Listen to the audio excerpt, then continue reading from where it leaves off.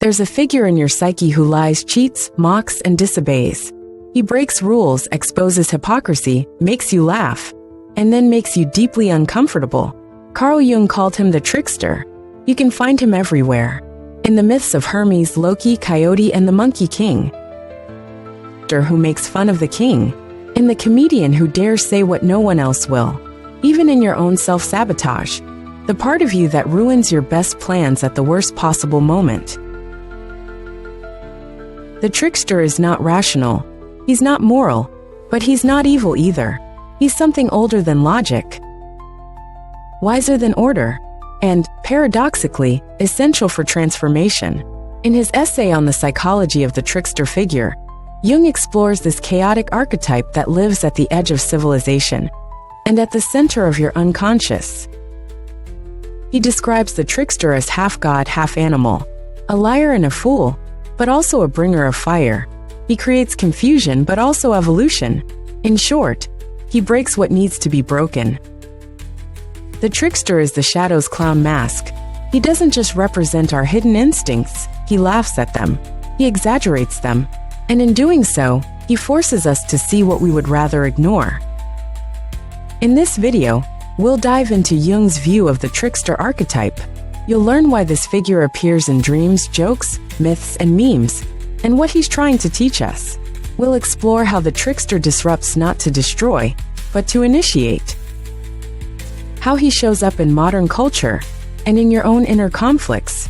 Because sometimes it's the part of you that makes a mess, that knows how to set you free. The trickster doesn't follow the rules, but he might just lead you to a deeper kind of truth. The trickster has always lived at the edges.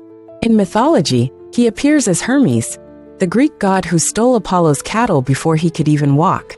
As Loki, the Norse shapeshifter who brings both cleverness and catastrophe.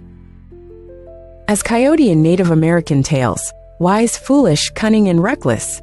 In every culture, some version of this figure exists, mocking the sacred, breaking the law, undoing the hero. But why? Carl Jung believed that the trickster is not just a character in stories. He is an archetype, a fundamental structure of the collective unconscious. He lives not only in culture, but in the individual psyche, and his role is both disruptive and necessary. In his essay on the psychology of the trickster figure, Jung writes that the trickster is a collective shadow figure, a summation of all the inferior traits of character in individuals.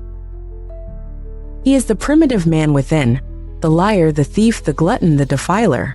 But he is also the fool, the clown, the bringer of light. And it is in this paradox that his power lies. Fire the trickster as the collective shadow. Jung recognized that the trickster holds the traits we're most ashamed of, traits that civilization has tried to suppress: deceit, sexuality, instinct, unpredictability. He's the part of us that refuses to behave. But instead of banishing this figure, Jung saw him as a mirror. The trickster shows us what we've disowned. In this sense, he's closely tied to the shadow, but he's not silent like the shadow. He performs. He exaggerates. He says what the ego won't. This is why trickster figures often appear in satire and comedy. The jester in a king's court could say the truth without being executed, because he wore the mask of the fool. Today, comedians, meme creators, and cultural provocateurs often carry this archetype. They expose collective hypocrisies through laughter. The laughter, however, is never innocent.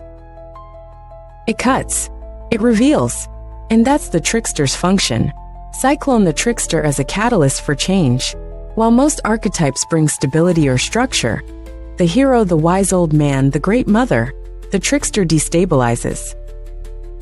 He doesn't guide with wisdom, he disrupts. And this is often exactly what's needed. In myth, the trickster steals fire and gives it to humanity, Prometheus. He creates tools, overturns hierarchies, brings innovation, but not without chaos. Jung saw this quality as initiatory. Just as in alchemy, transformation requires decomposition, so too in the psyche. The trickster breaks the ego's illusions. He introduces contradiction, and through this confusion, new consciousness can emerge. In dreams, trickster figures often appear during transitions. They show up when a person is between identities, between worlds, or about to break through an old pattern. They may appear absurd, vulgar, ridiculous, but Jung encouraged his patients not to dismiss them. These figures often contain the medicine hidden in the madness. Performing arts, the trickster within. Jung also noted that we each carry the trickster within. He shows up in our self-sabotage, in the moment we ruin something good without knowing why. He shows up when we accidentally speak a truth we didn't mean to say. He shows up in bad timing, impulsive jokes, or when we play dumb to avoid confrontation. At first glance, these actions seem irrational, even harmful, but Jung invites us to look deeper. What is that behavior pointing to? Often, the trickster appears when a person is being too rigid, too identified with perfection, control, or appearance. The trickster pushes back. He throws a wrench in the plan. He embarrasses you, forces you to confront your humanity, and in doing so, he opens the door to something more real. Jung writes, "The trickster is a forerunner of the savior, a primitive reliever of collective tensions, who prepares the way for a more conscious attitude." This is what makes him so dangerous and so sacred. Counterclockwise arrows button, the evolution of the trickster. Interestingly, Jung observes that the trickster doesn't stay static. In myths, he evolves. He begins as a purely instinctual being, half animal, half man. But over time, he becomes a cultural transformer, a boundary crosser, a spiritual guide. In alchemy and religion, this becomes the shift from trickster to redeemer. The same force that once mocked the sacred becomes the bridge to it. This is crucial, because it suggests that our lowest, most chaotic parts, our impulsive, crude, unrefined instincts, can, when made conscious, become the seed of transformation, but only if we can see them for what they are. That's why Jung saw humor as essential to the spiritual path. Not the humor of cruelty, but the humor of recognition, the kind that says, "Ah, there I am again. Foolish, flawed, human."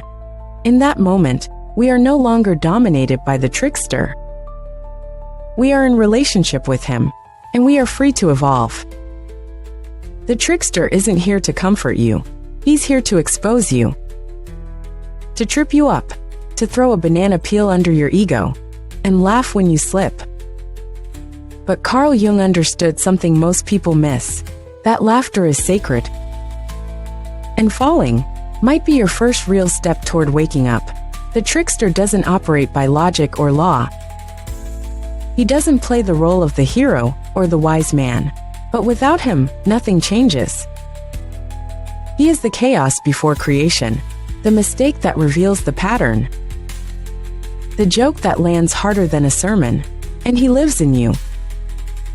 In your contradictions, in the things you can't control, in the part of you that rebels, resists, and ruins things just to see what's real.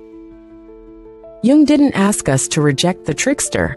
He asked us to respect him. Who makes fun of the king, in the comedian who dares say what no one else will, even in your own self-sabotage, because sometimes the psyche ruins your best plans at the worst possible moment. Sometimes you need to mess up to break through. So the next time you catch yourself being foolish, impulsive, or absurd, pause. What if this isn't a mistake? What if it's your psyche testing the boundaries? What if it's the trickster, preparing the path for something new? Jung wrote, "It is through the figure of the trickster that we glimpse the earliest shadow of the self." That shadow may be wild, chaotic, and even ugly, but it's honest. And if you're willing to laugh and to look, you might just find that what you thought was sabotage was the beginning of your liberation.